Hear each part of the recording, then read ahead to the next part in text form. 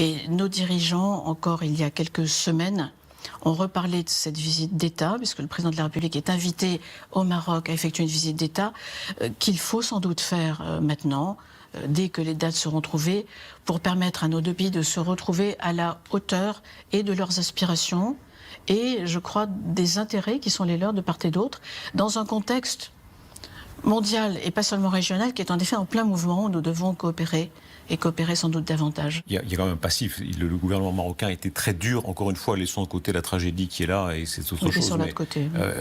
Très dur en disant que les relations ne sont pas bonnes, de façon extrêmement brutale. Le gouvernement marocain ne l'a pas dit, on l'a lu dans des journaux. Ce n'est pas tout à fait la même chose.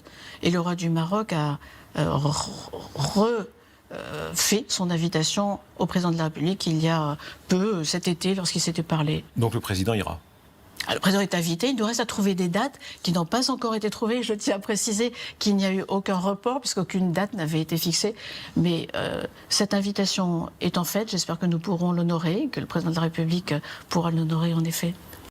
La visite du président français Emmanuel Macron au Maroc n'est pas à l'ordre du jour et n'est pas programmée, a indiqué une source gouvernementale officielle marocaine.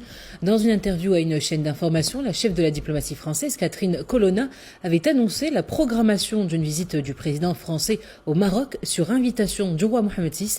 Rabat s'étonne que Catherine Colonna ait pris cette initiative unilatérale et se soit donné la liberté de faire une annonce non concertée concernant une échéance bilatérale importante.